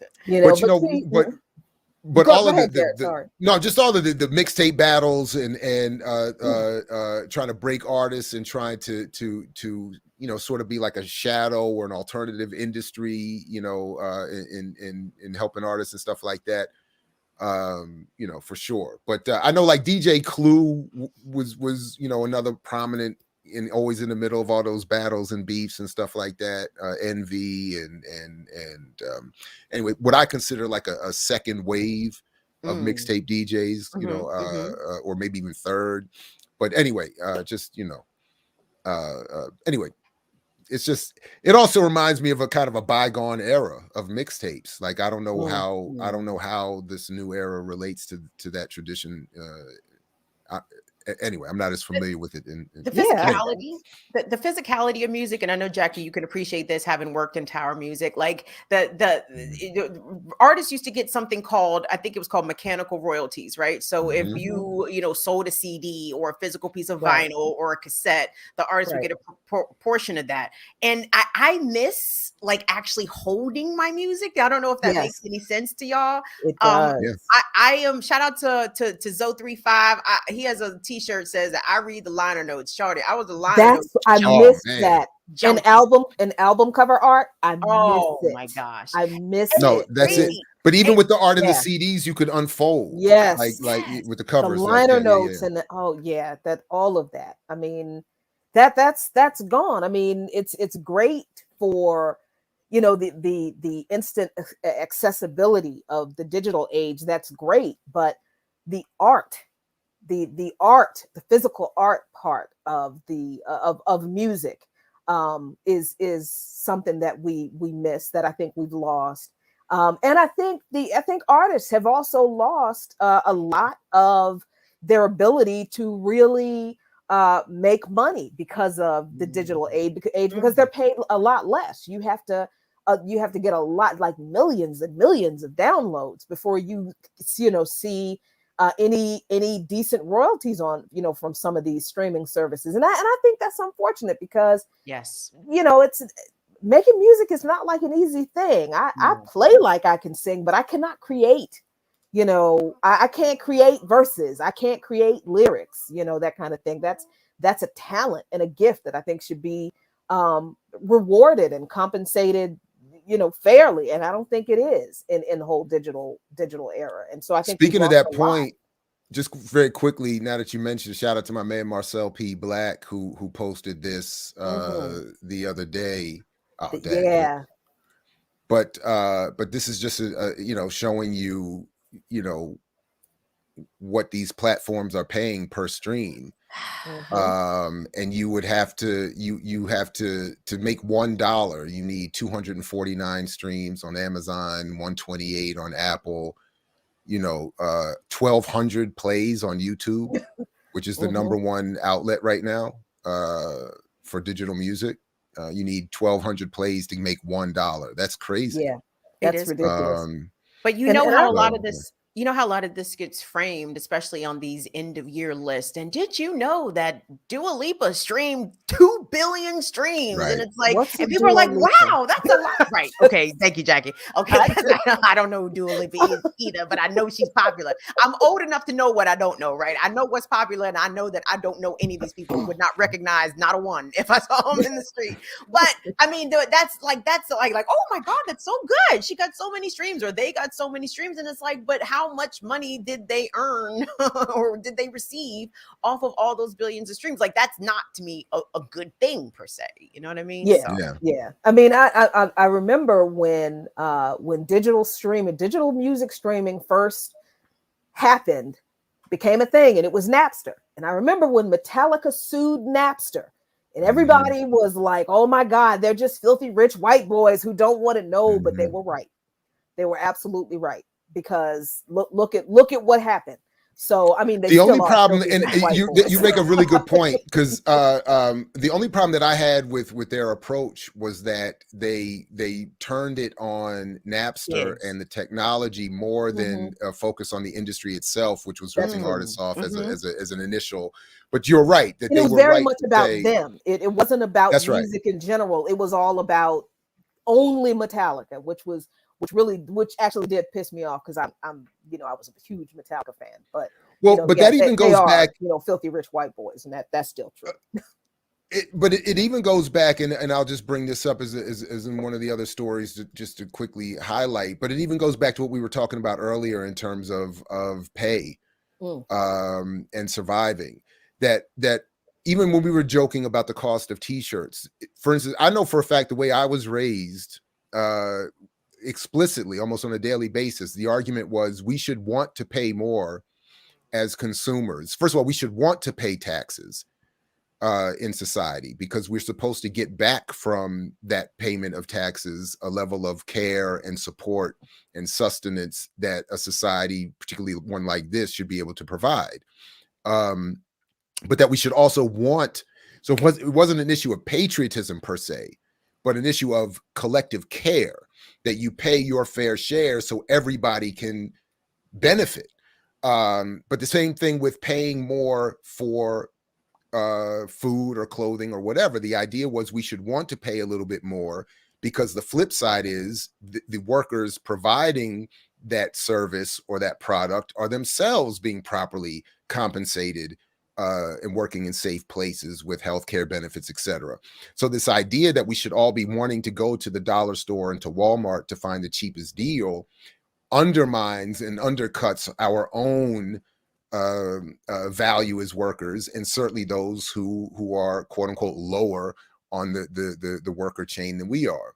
So anyway, so I just as a quick segue to say that I hope that those who work within Starbucks continue to find success in their efforts to unionize. And I thought that this story, we don't have to go through the whole thing, but I thought it was very interesting that that folks are rising up in stores all around the country, in Starbucks, trying to unionize. And that one thing I thought was interesting that they said here it says that in letters sent to Starbucks CEO Kevin Johnson informing him of new stores joining the fight, Starbucks workers made it clear that the unionization efforts are not in response to any specific policies at Starbucks, but are actually part of a larger vision to make their work sites and communities better. So I just like that they were saying, look, yeah, we have a crisis and we definitely need more help now, but just in general, like we're not mad at any particular one thing you're doing, but just in general, this whole relationship is jacked up. I love that. I like that.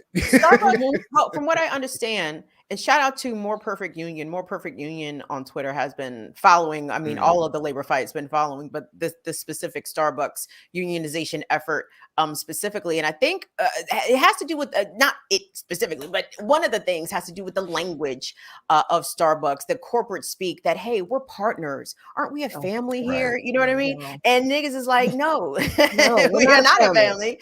You're a boss. Yeah, exactly. I'm an employee. And I don't like this exploitative relationship. Let's change it. There we go. And then all of a sudden, they not family no more. And then all of a sudden, it's a problem. And now why are you trying to break up the band? You know what I mean? Like, Starbucks is pulling out all the stops in their anti-union efforts. I think they've hired like a couple of top law firms that specialize in specifically this. But this is exactly what they were afraid of. I think 2 of the Buffalo stores in 2 out of the 3 that attempted to unionize in Buffalo, New York did vote in favor of the union. And I think there's another store in Arizona. I want to say Tucson, but I'm not exactly sure about that. Arizona. And I think there were other Starbucks in Massachusetts, Boston area. Help me out, chat, if I'm getting this right or wrong. But this is exactly what Starbucks was afraid of, right? First 2 down, and then all of a sudden, now it's a domino effect. Now all the stores want to unionize. And this is good, because guess what? Starbucks can afford to meet all of the demands. Absolutely. Not lose a dime. And not lose a dime. Not lose. So Mesa, Arizona, Boston, Seattle, Knoxville, Tennessee, Chicago, Bloomfield, Colorado have all joined the fight. At least just so yes. I hope that they all unite. That's right. I hope they all get I mean, what they deserve, for sure. What is your read on this, Jackie and Jarrod? Like, we're experiencing what they're calling the Great Resignation. People are like quitting their jobs and or refusing to go back to work. People who have remained in the workforce are either attempting to unionize at rates that we haven't seen in a while, or, trying to hold their companies. I'm thinking of the Nabisco strikers, the Kellogg's workers. I'm thinking also the John Deere strike that happened. And then healthcare workers are striking in different places and doing union action. Shout out also, by the way, to the Chicago Teachers Union. Yeah. They have no, Mayor Lori Lightfoot, you're not sending us back into COVID high. No, bitch. Try again. Yeah, we're having Nick Stender on. It's a COVID high. yeah. We're talking about that on By Any Means Necessary today. We're having Nick Stender on to talk about that. Who's Nick Stender? Nick Stender is a teacher in Chicago, but he's also an organizer with Reds in Ed, which is I just love that. So yeah, he's going to be on By Any Means Necessary. And I got to plug my day job because I do love it, and I do love my day job, and By Any Means Necessary on Radio Sputnik, SputnikNews.com from 2 to 4 p.m. Click the listen live button. You can listen to me and Sean for 2 hours from 2 to 4. Sean, the voice Blackman, and you can see us do the show from 3 to 4 p.m. On YouTube, BAM Necessary on YouTube. So today's gonna be a real cool show. But I mean, the whole I think that just like capitalists will use a disaster to profit from it, like we saw that with Katrina, we saw that with every natural disaster. We've seen that with this pandemic, how the rich got richer, how corporations got richer, how politicians got richer. Pharmaceutical companies absolutely got richer, and the people were, left out to dry by those entities. Just like capitalism uses the opportunity of a disaster, they see a natural disaster as an opportunity to make more money and to exploit more people. This particular disaster, I think, was an opportunity for the people to see how they are exploited, in that they see that the corporations and the politicians and the government that had the means to take care of the people's needs during this crisis, but chose not to give those resources to the people and chose to keep them instead. I think that was very clear to a lot of people, and that pissed a lot of people off. And I think that that's a great thing. So I think that's what's fueling, the Great Resignation. People are like, well, no, if we're essential employees, if we have to come to work in this pandemic where people are dying from a very real virus and getting sick from a very real virus, how come you ain't paying me like I'm an essential employee? How come I don't have health care? How come I don't have, a paternity leave for men and for women? So people are asking these questions because I think of this crisis, and they're seeing their bosses get richer, still get bonuses, still get raises. And they're just told, well, you have to come in because you're an essential employee. And they get a temporary raise of $2 an hour that isn't even permanent, right? So that's a good thing. But I think where we are weak, we meaning the left, whatever the left is, I don't think we are organized enough and I don't think we have enough reach into those different communities of people who are very disaffected with capitalism, that they've seen how it doesn't work for them now. We're not organized enough to reach out to those folks and say, if you think this is bad, wait till I tell you about imperialism. If you think this is bad, wait till I tell you about, ROTC and the poverty draft and health inequality, and really educate people, get people the political education they need to go that step further. And yes, I mean socialism or communism or however you want to frame it.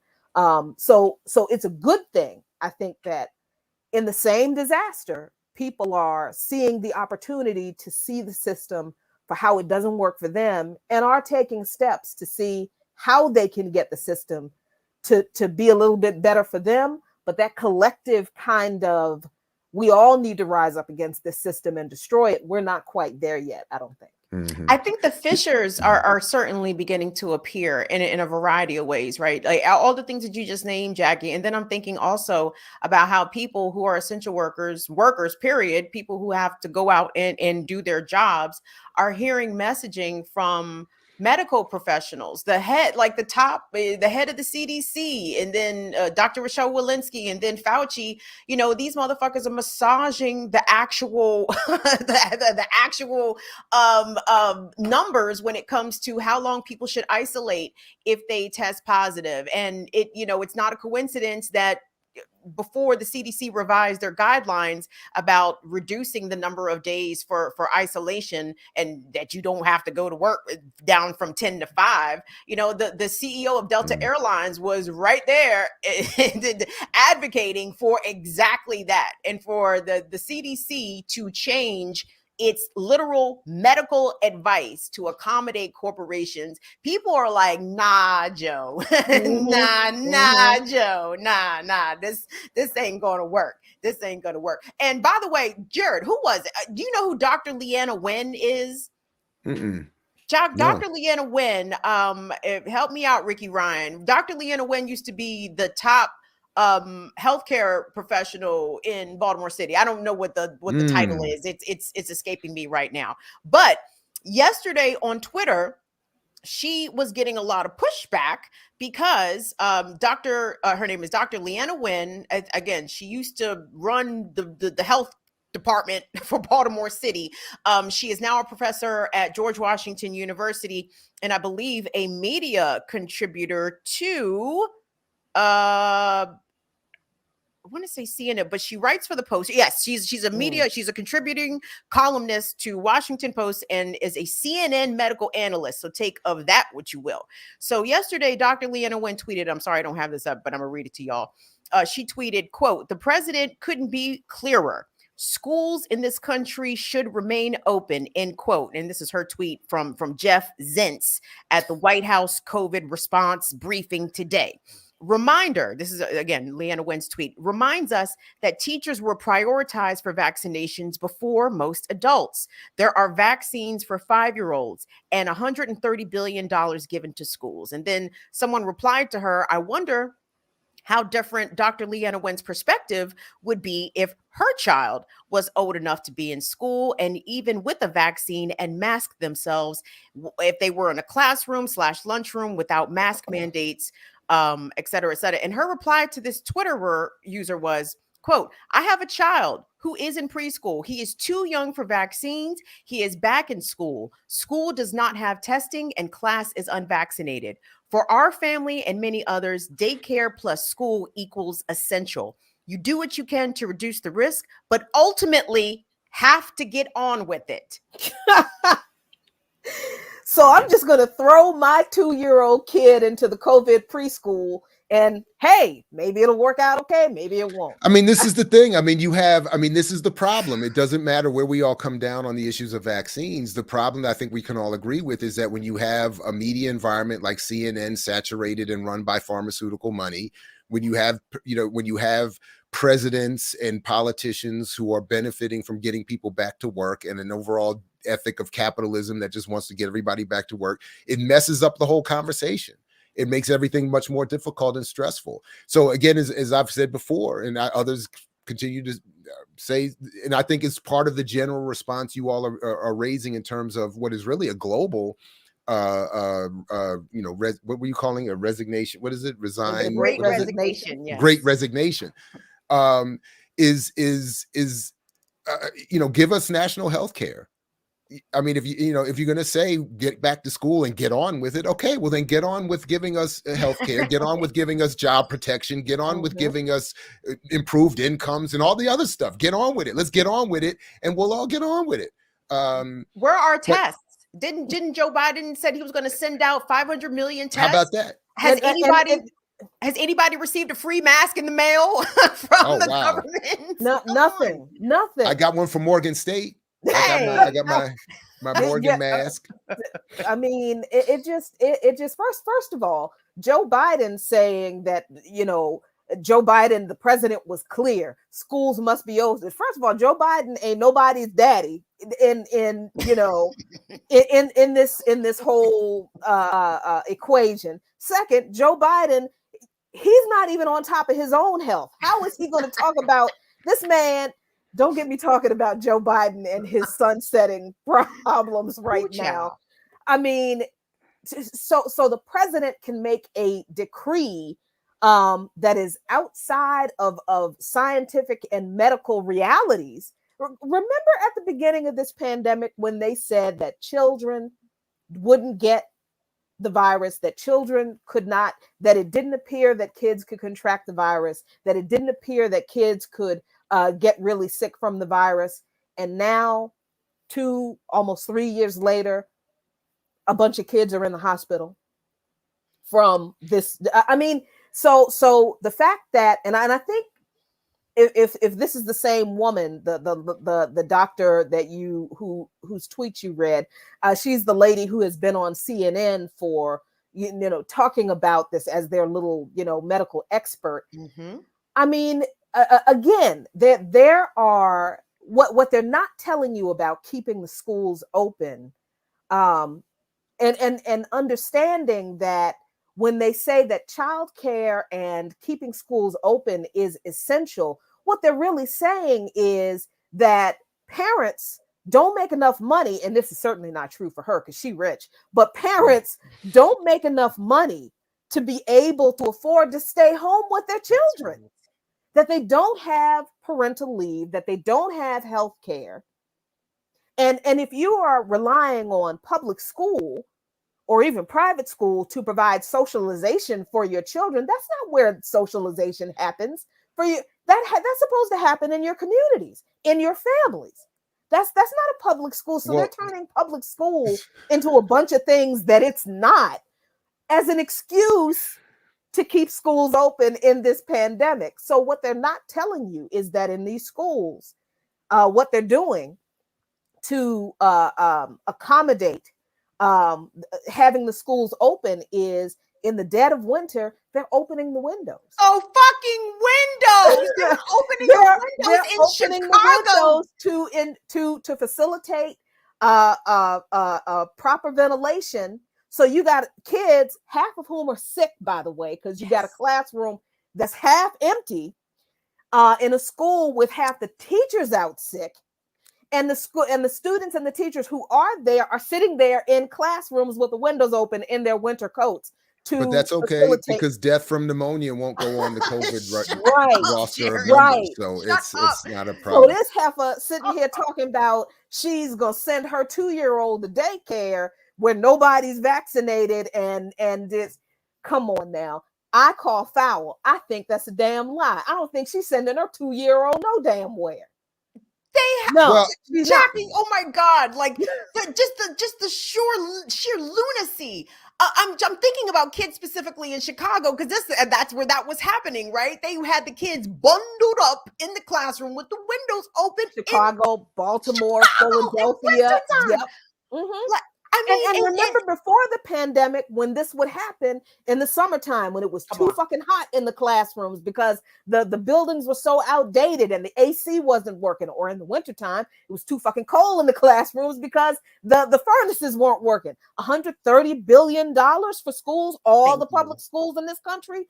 But the bankers gave each other $11 trillion. Get the fuck out of here. That's only in 6 months. Remember, the broader number that they reported was like 114 trillion since 2008. Yeah.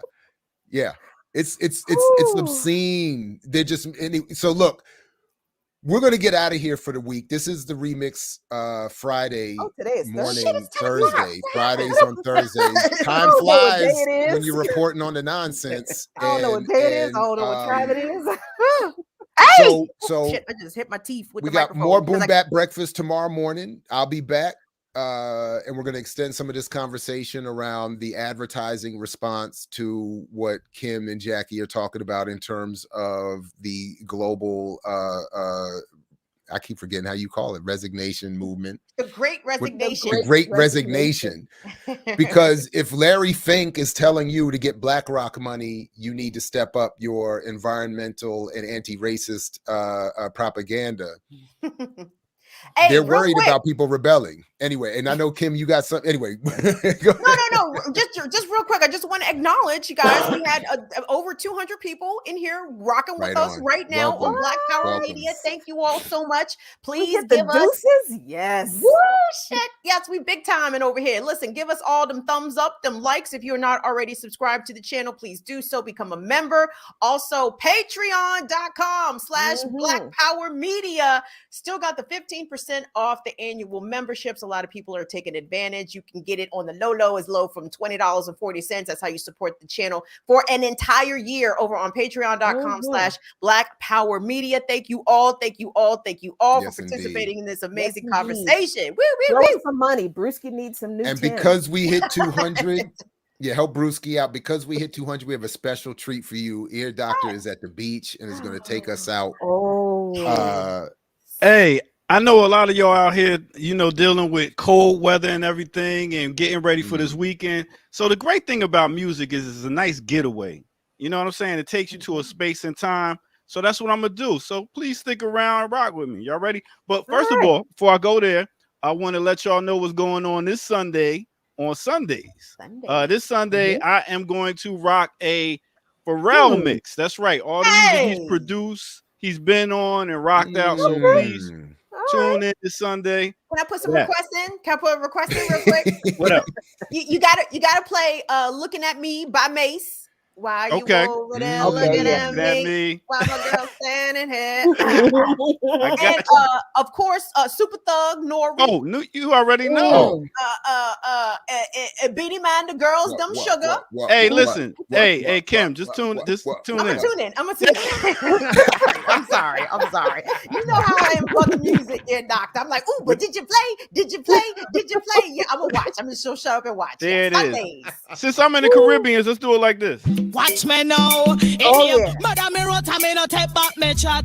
Shuffle the deck, me a the queen in a the park.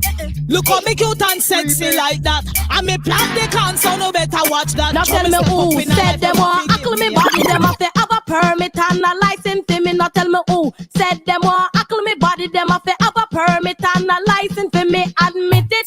Say me moan and groan, admit it. When them a fling on the stone, me admit it. Me have the heart to go in the upper alla in a bed, and you know me have to scream it. So man a play number 2. No man I never silly numpty show. But I know in and none of that it won't do. Cause anytime you see the little fat pinky look, me have to sing say, wow, me Babylon shut starting. Everybody wanna them cause she charming. Every man knows that the woman them a lead. Them a than pepper seed of them. It colors it, I will pull out teeth. And if you don't like it, the whole night to your face before the 5 feet. You see? Doggone do it. Follow me now. Come on away, them want to ram it up. I miss a cat away, them want to ram it up. And now the dog style and them a touch it up. From over stereo man, so now where them pick it up. When Borough Bantan and they must a tear it up. I miss a cat in the crowd and them a rip it up. So dan dada, me all DJ, miss a cat a dan dada. Go tell it to your sister, your brother and mother. Call me. You want to get your kick? Call me. You want your G6? Call me. Me have the remix. Call me. From the other day, like I play some boy I play. Me hear the girls calling, hear the girls bawling, hear the girls crying out. It's a big hey, you girl in the tight up skirt. You make me head swell till me blood vessel burst. Hey, you girl in the tight up shorts. You speed up 10 more beats to me heart. Hey, you girl in the tight up blouse. Every time you pass me, you get me aroused. Hey, you girl in the jeans. Look on that, yeah. See what me mean? When me go Ding-a-ling-a-ling, and silent swing. DJ is stuck up in the ear bone rhythm. Ding-a-ling-a-ling, school bell a ring. Knife and fork a pint for dumpling. Booyaka, can't for Shabba ranking. Shabba rocks disappear with another man chain. So them are the done to the biz. We have the key, put the down to the key and turn them in a donkey. Yes, them are the done to the biz. We have the key, put the down to the key and turn them in a donkey. Yeah. You know where we at? We going right here, right now. Let's go, y'all.